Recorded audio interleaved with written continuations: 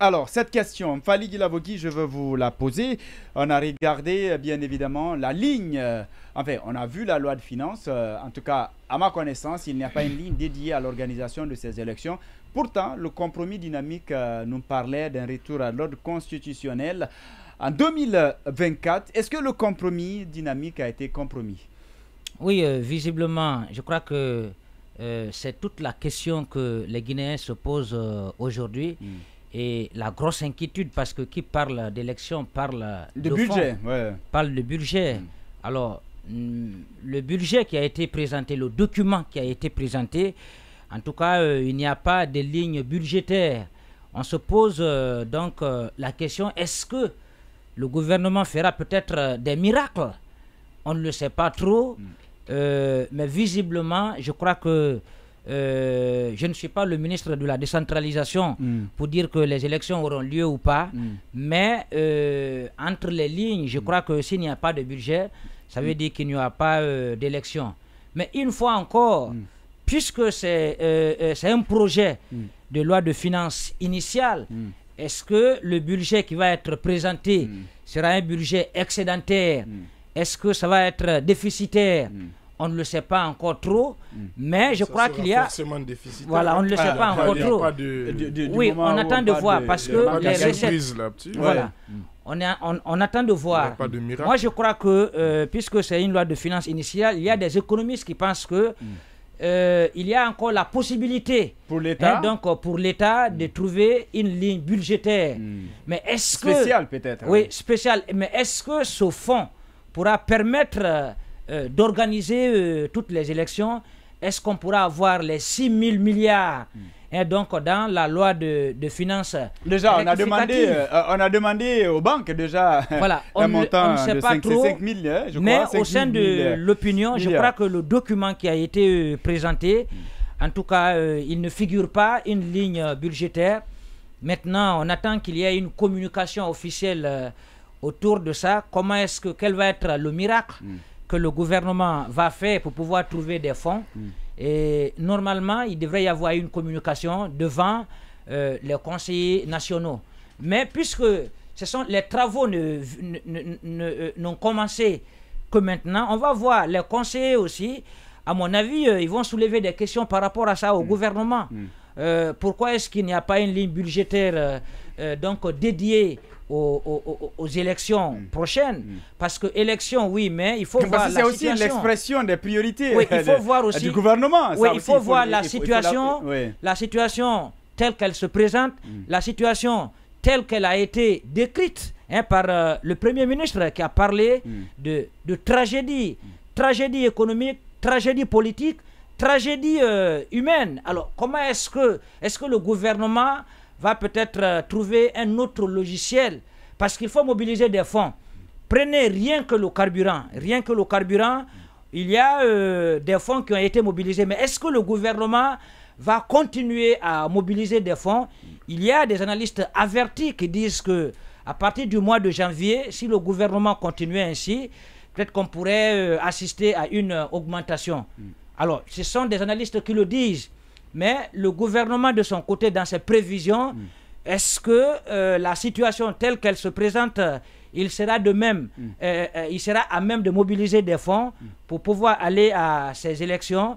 Je crois que ça va être très très délicat pour le gouvernement, parce qu'il faut trouver des mécanismes de mobilisation. Bien sûr. Les entreprises seront mises à contribution. Ah ouais? L'État, oui, les départements, il y a quand même des fonds qui vont être mobilisés. Mais dans quelle situation?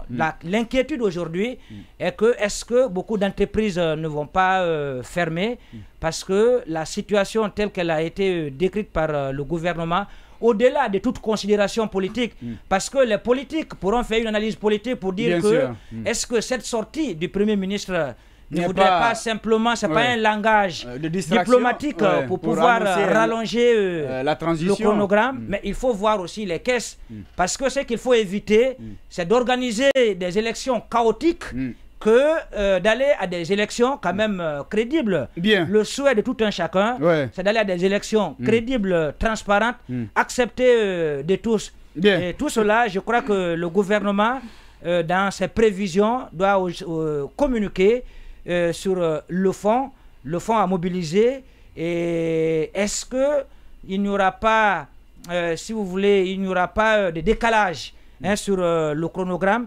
Est-ce que les 2 ans dans le chronogramme qui a été présenté, est-ce que ce chronogramme sera respecté? C'est la grosse question. Je crois que c'est là où se trouve aujourd'hui toute la question. Bien, oui. Alors, Thierno, par rapport justement à cela, est-ce qu'une surprise, ou tout au moins, on va dire une logique? Non, moi j'attends de voir le rapport définitif ou alors comment ça s'appelle, le bottin, ce grand document de la loi de finances. Ce n'est qu'un projet pour le moment. Ensuite, la seule chose qui est adoptée pour le moment, c'est le volet recettes. Bien sûr. Et donc, pour dire, c'est le volet où le gouvernement dit, voilà comment nous essayons de trouver de l'argent et tout ça. Le volet dépenses n'est pas encore adopté. Donc, je pense que c'est un peu prématuré de crier, je veux dire, au scandale. Les indiscrétions sont formelles, hein? Oui, c'est que dans le projet. D'où l'objectif, justement, il faut attirer l'attention. Je suis d'accord. Parce qu'il est clair, en tout cas à date, les infos que nous avons. Le jeu démocratique va avec le jeu de lobby. Bien sûr. Et parfois, le gouvernement peut proposer quelque chose, mais par les forces de... Justement. Là, on peut améliorer les choses. Souvent, ça s'améliore au niveau de l'Assemblée là-bas. Je suis d'accord qu'on le mène.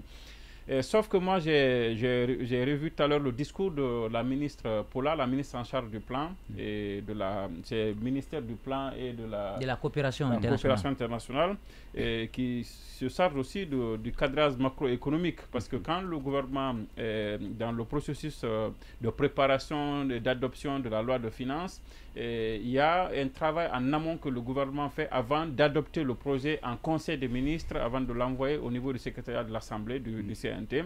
Et ce travail, il est fait sur des socles. Et ces socles-là, ce sont des prévisions macroéconomiques. C'est pas comme ça, on dit qu'en 2024, on va mobiliser 50 000 milliards. Ça, c'est sur des estimations, sur des projections qui sont faites. Et là-dessus, je vois par exemple le point 13 du discours de Mme Paula. Elle dit « Je suis convaincu que dans cette perspective, le gouvernement pourra toujours compter sur le soutien sans cesse renouvelé du Conseil national de la transition pour lever le défi majeur. » Bon, ce n'est pas la partie que je recherchais effectivement, mais je cherchais une partie où elle disait que avec leurs prévisions, la Guinée atteindra en 2024 des progrès dans ce sens-là jamais atteints. Oui, mais quand on les écoute, on a l'impression que la Guinée vient de naître. Tout ce qui arrive, on dit c'est une première, c'est avec le CNRD, c'est comme si la Guinée vient d'être... Elle aurait pu soutenir ça, elle aurait pu soutenir ça. C'est pas exclu, hein? On ne sait pas ce qui arrive. Mais ce qui est prévisible, c'est que vous et moi, nous ne sommes pas obligés d'être des experts en économie, en macroéconomie, pour savoir qu'en 2024, nous risquons d'avoir des difficultés. Mais le PM l'a dit. Ils ont leurs projections, toutes les estimations ont été faites sur la base de l'explosion, de l'incendie qui est arrivé, je le rappelle, qui est arrivé après que le projet de loi de finances soit déjà bouclé. Il était déjà adopté. Le projet de loi de finances initial 2024 était déjà bouclé, il était passé déjà. C'est ça le paradoxe, justement. Il était passé déjà au Conseil des ministres. Regardez le compte rendu du dernier Conseil. Il était déjà adopté.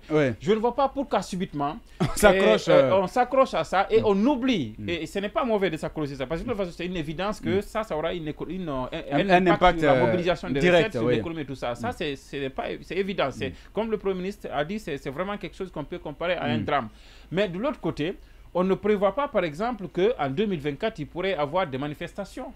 Ça, pour quelqu'un qui fait des projections économiques pour 2024, dans le contexte guinéen, tu ne peux pas exclure ça. Je n'ai pas vu ça dans le discours, dans le cadrage macroéconomique. On ne prévoit pas qu'il y ait des risques de turbulence en 2024. Alors que nous savons... Parce que l'expert qui fait le projet de loi de finances, lui, il n'a pas de calcul politique. Est-ce que je dis ça? Non, mais lui, il est sur des faits concrets. Et si on doit rester sur des faits concrets, nous savons tous qu'on ne peut pas aujourd'hui programmer, faire un projet de loi de finances sans anticiper, sans prévoir la possibilité en 2024 qu'il y ait des manifestations politiques, parce que tout est préparé pour cela. Maintenant, de l'autre côté, quand on dit qu'il n'y a pas de ligne budgétaire pour les élections, je suis d'accord qu'il faut amener le gouvernement à être pédagogique, parce que la répétition, elle est pédagogique. Sinon, même cette loi de finances-là, elle est faite sur la base d'un programme de référence intérimaire qui est un programme pluriannuel. Et dans ce programme pluriannuel du gouvernement, bien sûr que les élections sont prises en compte et elles ont même été budgétisées. Cette histoire de 5 000 milliards, c'est budgétisé. Mais je suis d'accord que ce serait important que, pour être pédagogique, que le gouvernement mentionne ça dans le projet de loi de finances initial 2024. Si ce n'est pas le cas, de toutes les façons, notre